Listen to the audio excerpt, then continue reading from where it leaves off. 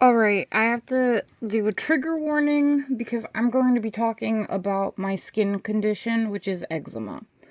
And it can affect an entire person's body. On me, it only manifests on my fingertips and my toes. I'm actually very lucky that it's not all over my body because it can be very painful. It is very painful on my fingertips. And my nails are stained, so forgive me.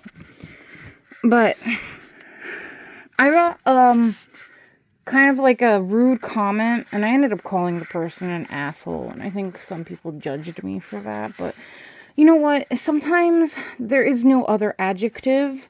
Like, rude is just too friendly for a person. Sometimes the best adjective to describe someone is asshole.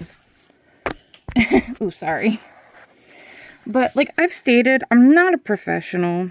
I'm just playing with nail polish that I have left over from high school because I was in a depression and figured, hey, if this makes me happy, it might make other people happy. Let me share the colors I still have. And then also, like, I love the Dollar Tree and sales, and I do buy current nail polish. So I figure, hey, let me watch this on the days that I'm not doing like a vintage color, right? So let's take a close-up. Here, you can see the peeling.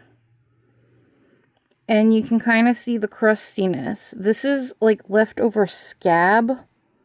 Because this one had a flare-up that was really bad here. It cracked and it bled and it was inflamed. And I've got little remnants of a scab. And here we go. So, like, I already cleaned my nails as best as I could. But there's always going to be that one person that's like, oh, you got top coat. It's crusty in your cuticle, right? No, that's not top coat. That's a scab, honey. And you're judging me and being nasty to me over a skin condition that I have no control over. So, like, could there possibly be a little bit of nail polish in there? Maybe. But, see, I'm going to go in with the Q-tip to clean it up even more. And no, see, the scab is still in there. It's still crusty. So, like, this is not going to come off. That is my biology right there, okay? That is a wound that is healing because I have a genetic condition that causes my skin to crack, to rash, to bleed, to overproduce on my fingertips. There's really nothing I can do about it other than just deal with it. The other nails are not quite as bad, but they're not flaring up at the moment. This one here is kind of flaring up. And the thing is like when the skin peels like that and it like layers, stuff gets trapped underneath the little layers. And I do my best. I clean it up. Like I don't, and I actually file it so that I try to smooth it down, but you can't really do anything about it. There's really nothing you can do about it. And like, see, like, yeah, I'll clean as much as I can off. Like, I've already done this. Like, I did this off camera where I've cleaned my fingernails. I've washed underneath my fingernails. I used the Q-tip to go and get the more, harder to reach areas to clean out all the nail polish. They're clean. There's nothing there anymore. And it still looks like that. And here is some cuticle oil, okay? And I'm going to cuticle oil all of this on camera. Because the cuticle oil helps mask the, like, little layers of peeled skin. I'll tell you that. It does a really good job of kind of hiding it. It also, doing this helps with preventing the skin from kind of like being angry. But it only goes so far. Like, there's short of like, I think, immunosuppressants, because I think that's what they use to prevent the eczema flare-ups, and like I think like topical steroid creams. But I can deal with it. My case isn't that bad to where it's like debilitating. So I just deal with it as best I can. And see, like the cuticle oil, I put it on pretty heavy because I want to hide like the further parts of it. Like, see here how nice it hit it. But now with the cuticle oil, because there are those like little crusty areas from the skin scabbing over, it kind of looks like I've got clear coat on there. But it's not. It's just cuticle oil and dead skin or dried skin that just is, healing, because my fingertips are constantly peeling. So, yeah. I can't really do anything about it. It is what it is. This is why I've stated I'm not a professional. Never going to be a professional, because I just can't be. My hands are not pretty enough to do this professionally. I'm just doing this for fun. And like with the video where I kind of messed up the design, yeah, I messed up the design because I'm right-handed. But the designs are on my right hand. So which hand did I have to use? My left to do the design, right? It's going to be wonky. And I'm doing that deliberately. I want to become ambidextrous. Because the more you practice, like back in the day, they would literally, like, they thought that if you were left-handed, you were demonic. So they would, like, literally chop off people's left hands and force them to write with their right hand.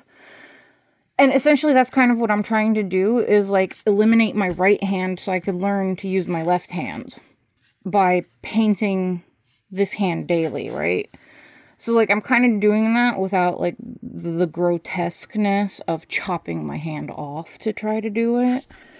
But, yeah, I mean, maybe that's a bad analogy. Who knows? But you know what? I'm full of bad analogies because that's just my personality. I'm sarcastic and I have a dry sense of humor. So, yeah. And yes, I know they're stained. I don't know if I mentioned that earlier. And no, I'm not going to be whitening them because the things that you have to do to whiten them weakens your nail. And my nails are weak as already, and I like trying to grow them out. That's another reason, like, a lot of people have suggested gel polish to me. I'm a little scared of it. My cousin did promise to give me her kit to play with, but I know, like, if you don't do it right and it gets in contact with your skin, it has a high chance of causing contact dermatitis and an allergy, and then you can never use the gel ever again. So that kind of has me worried, like, how is that going to affect my eczema? You know what I mean? Like, this is the kind of stuff that I have to keep in the back of my mind because of my skin condition. It's not as simple as, oh, don't use gel nail polish is better than enamel nail polish. It's not that simple for everybody, okay? Like, some people have issues where they can't use it. Some people have jobs where, I used to work in like food service at Costco. I worked at the food court, and you were never allowed to paint your nails. So I couldn't have painted nails for work. I would only be able to enjoy them on my days off or like after I got out of work, which is how I got into the habit of painting them so often, because I would have to do it after I got out of work because I couldn't have them done at work. You know what I mean? And also, I'm an extremely anxious person, and because my eczema, the skin kind of peels, my anxiety would force me to, like, take that skin and pull it and pick at it and make it a lot worse. And I found a way to prevent myself from doing that is to paint my nails frequently. So I paint my nails instead of picking at the skin. And my cuticles are a lot more happy for it. So there's a little, like, yeah, I mean, seriously, like some of the comments recently, and I can't believe that I have over 300 people watching my videos. That's kind of insane to me. So I would like to say thank you to everybody that does follow me and watch me. Like, that's kind of mind-blowing that many people are interested in what I'm doing and what I have to say. Like, I never that's kind of like mind-blowing in my opinion. Like, I can't get over that many people are interested in this. But so like I very much appreciate that. And for the most part, everybody's nice. Like, you, like, I've had really good conversations with people. People have suggested different things to me. And, there are ways to go about bringing up a sore topic and go have it. There's like a way to do it where it's not a way of where you don't antagonize the person over it. Like, you don't eviscerate them and make them feel like a complete piece of shit. Sorry for the swearing, but that's essentially what people are doing to each other, and it's not cool. You know what I mean? And I'm sure I've been guilty of doing things like that in the past because, when you're young, you're stupid. But the older that I get, the more I go out of my way to be friendly and to be nice to people, because things are hard enough for people just living. You don't need to add negativity to things that they might already be experiencing that have them in a negative headspace. And that's the way I've started to look at the world. So, like, yeah, don't be an asshole, essentially, is my thing. But am I going off on a tangent? I tend to do that. I think that's my ADHD, like, seriously. But yeah. Anyway, be nice to people. You know what I mean? It's not that hard. Or if you can't be nice, don't say anything at all. Like, is that not a thing anymore? Do people not teach their kids to just keep their mouth shut when they're not going to be nice? Like, is that not a thing? Did that go out the window in the 80s when I was growing up? Like, really? But yeah. Anyway, end of rant. That was fun, right? All right. See you guys later. Okay, bye.